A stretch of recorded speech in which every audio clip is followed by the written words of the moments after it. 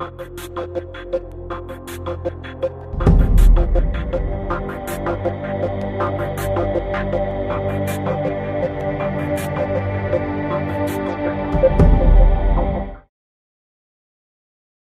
player found dead after vanishing during a 4th of July boating trip with friends, as questions swirl about what led up to the teenager's tragic death. July 4th, 2026. Horn Island, Mississippi. It was supposed to be a day on the water. Friends, boats, fireworks, an 18-year-old celebrating Independence Day on one of Mississippi's most beautiful barrier islands. By that evening, the boat returned to the mainland. Everyone was back, except one person. Nolan Xavier Wells had vanished. For days, searches went on in hopes of finding Nolan alive. Then came the news no one wanted to hear. A body was found in the water near the island. Nolan's family later confirmed what they had feared from the very beginning. Nolan was gone. But even after his body was recovered, one question remained. What really happened on Horn Island? Horn Island is located roughly 12 miles off the Gulf Coast. Popular with boaters and campers, the island has no permanent residents, no roads, and no immediate emergency services. According to investigators, Nolan and several friends spent the day on the island before the group returned toward the mainland later that afternoon. Authorities have said they currently believe Nolan remained on Horn Island after the others departed, intending to return later with another group. Exactly what happened after that remains under investigation. Investigation to determine how 18-year-old Nolan Wells died on a boating trip with friends off the Mississippi Gulf Coast. As they await the results of the official autopsy, the Jackson County Sheriff's Office wants to hear from anyone who was on Horn Island over the 4th of July weekend. I would urge anyone that had information or was on the island to let us interview you and take down as much information as we can to really piece together and figure out what may have happened. Authorities say Wells' friends left the island and he stayed behind and was supposed to take a different boat back to the mainland Saturday, but never did. After a desperate search, Wells' body was found off the shore Monday. Investigators say they have no information at this time to indicate a crime was committed. And this morning, for the first time, we're seeing and hearing from Wells, who spoke with our affiliate WLOX on the day he signed to play college football. It's truly a blessing, just being here with some of my best friends, teammates, and we're all going to college together, most of us, so it's just truly a blessing to be here. His high school coach saying Wells was much more than an outstanding football player and that he carried himself with humility, treated others with respect, worked hard, and led by example. Investigators have stated that the case remains an active death investigation while they await autopsy and toxicology results.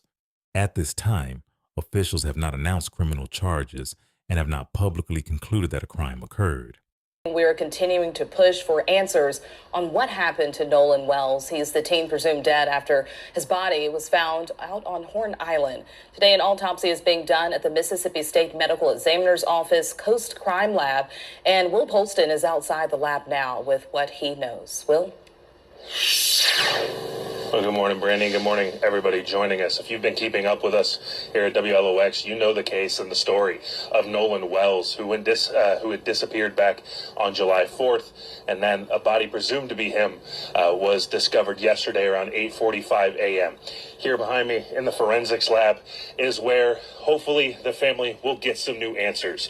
While the family did take to social media and say that the body was Nolan Wells, the coroner of Jackson County, Bruce Lynn, says he's waiting for the DNA results from this test that will come back and confirm whether or not it is him. Of course, there is a lot of speculation that it is him, and with the family confirming and Sheriff Ledbetter of Jackson County also saying that he matched the description.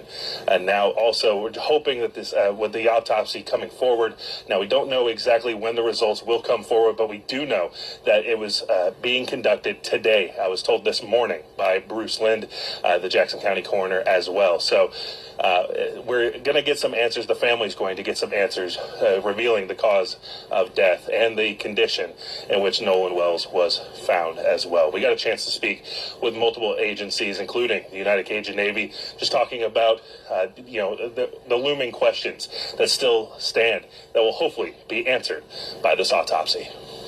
That's the question everybody's asking. Truly, what happened? We're not law enforcement. We are a volunteer group that specializes in search and rescue, search and recovery. We leave the investigating to the law enforcement officers. And I think that's the question everybody has. Truly, what happened? All we know is the end result. We're going to leave that investigation to law enforcement, and I hope they come up with a solution or come up with a storyline on exactly what happened to Nolan. Now, this autopsy will determine the next steps in the investigation. Sheriff Ledbetter in Jackson County does say that the investigation is ongoing. They've been interviewing multiple people who may know something and following multiple leads to find out what happened on the island on the day of July 4th. As news of Nolan's disappearance spread, social media quickly filled with theories. Some questioned why Nolan was left behind when the boat returned to the mainland. Others speculated there had been an argument, or that more people knew what happened than had been publicly disclosed. Some even questioned whether foul play could have been involved due to the alleged silence from Nolan's friends. This is a still shot from the confrontation that someone filmed, and you can actually hear someone get into it. And they're trying to say allegedly it was the group that Nolan was with, and this is Nolan right here. Now, shout out to Anna C. Moore for the video. We're going to play this video. You got to listen real close. You're going to hear individuals having a confrontation, arguing in the background during this time.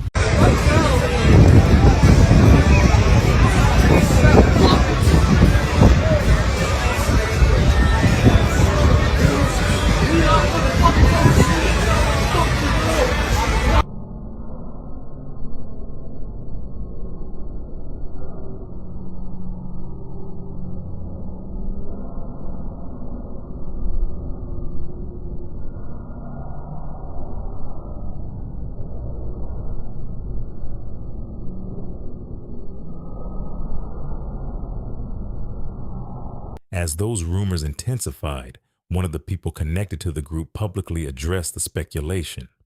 Jackson County Chancery Court Judge Ashley Nicole released a statement confirming that her son Warren was among the friends who traveled with Nolan to Horn Island on July 4th. According to Judge Nicole, the group left the island at approximately 4:30 that afternoon after their boat began taking on water. She said Nolan chose to remain on the island because he planned to return to the mainland later with another group of friends.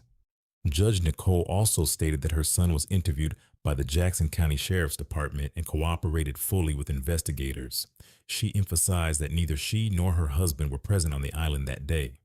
Sharing that she and Nolan's mother attended the same high school, Judge Nicole said her family mourns alongside the Wells family and hopes the public's attention remains focused on supporting them during their grief. She also addressed questions about deactivating her Facebook account, explaining that the decision was made to protect the privacy of her 6 children and was not driven by any nefarious motivations. Despite the intense speculation online, investigators have not publicly confirmed the rumors circulating on social media. Authorities have said they do not currently suspect foul play.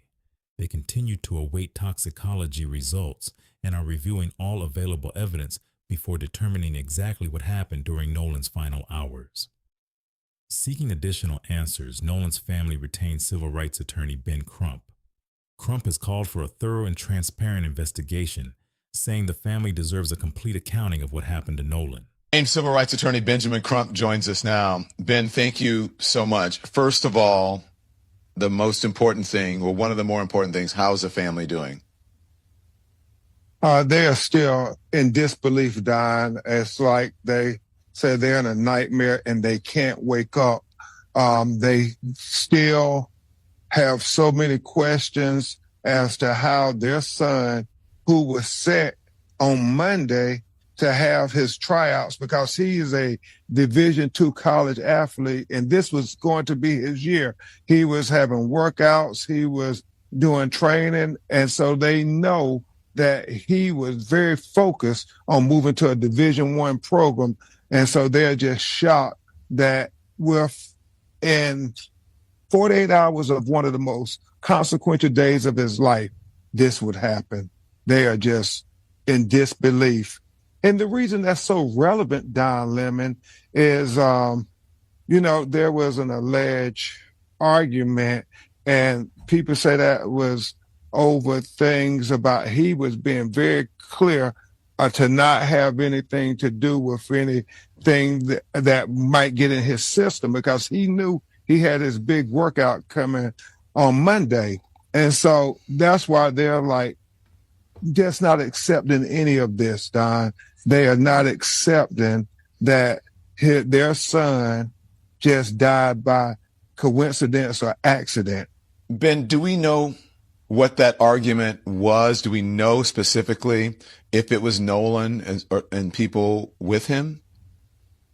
Well, we have an investigator talking to some of their friends, and we're gathering information. And when we get that information, we will share it because we want to be transparent. We don't want to speculate, but we want to investigate. And that's very critical here. That's why, Don Lemon, we are having an independent autopsy done on top of whatever autopsy was done by the state of Mississippi.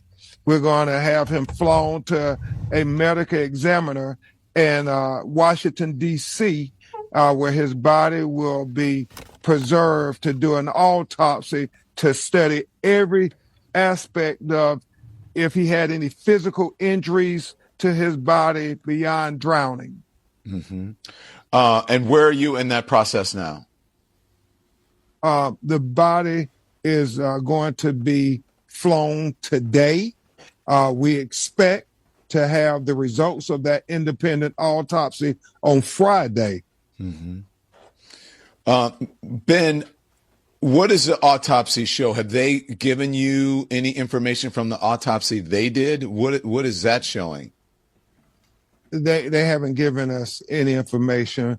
Obviously, they are saying it's an investigation going on. And, at this point, I believe the sheriff said that they believe that he was left on something. We don't know what the story is, but they're saying it was an unfortunate accident. They're not telling the family anything about whether it was foul play or not. And so that's why the family is so desperate for answers, because they're saying, we don't want you to just wrap this investigation and say, oh, well, it was just an accident and sweep it under the rug. Mm. Are they saying anything? Are they declaring it a homicide, or they're declaring it accidental? What's the official cause now? And I know that can change, and that's why you're having your own independent autopsy and investigation. As far as we know, his mother, Christine, and his father, Elmo, say they haven't gotten any answers. They, have been asked to turn over his cell phone to the Mississippi law enforcement authorities. But even that is troubling to them, because they're saying messages that were deleted from his cell phone. So they want to try to dot every I and cross every T and investigate everything. They said it's very improbable that Nolan would not have wanted his cell phone with him if he was going to stay on the island. Mm-hmm. The deleted text messages on his phone? His parents found that? Who found that out? No, well, they got his phone, so they're trying to figure out, there's deletions on the phone, and they're trying to look at what is that about. There's so many inconsistencies going on, and so we're going to have, with our investigators and our associates, we're going to list all the inconsistencies, Don. We just got onto the case yesterday, so we have been staying up late with the family, talking to friends, talking to people who were there on that 4th of July, trying to piece together what really happened to Nolan Wells, what caused him to be a healthy, young college athlete and then to end up dead, washed up on the shore on Monday morning after 4th of July weekend. For Nolan's loved ones, every update has brought as many questions as answers.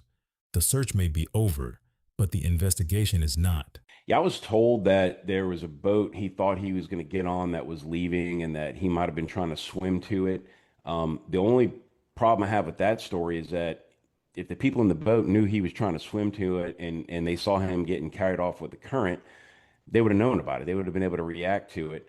Not only that, even if that wasn't the case, if he went into the water at all and became distressed, it was so crowded that day that it seems hard to believe that nobody would have noticed a distressed swimmer in the water.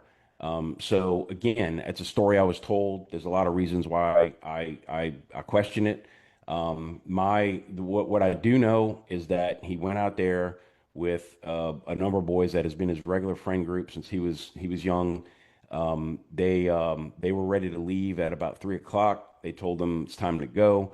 I was told he had started talking to a young lady and he wanted to hang back and keep talking to her, and that he would believe that he could get another ride. Now, some people have been criticizing, saying, "Oh, you never leave your friend." Well, technically, they didn't leave him.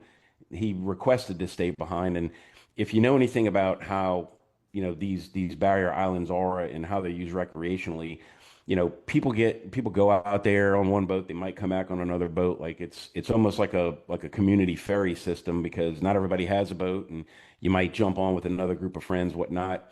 What we have to find out is, after his friends left, who was Nolan in contact with?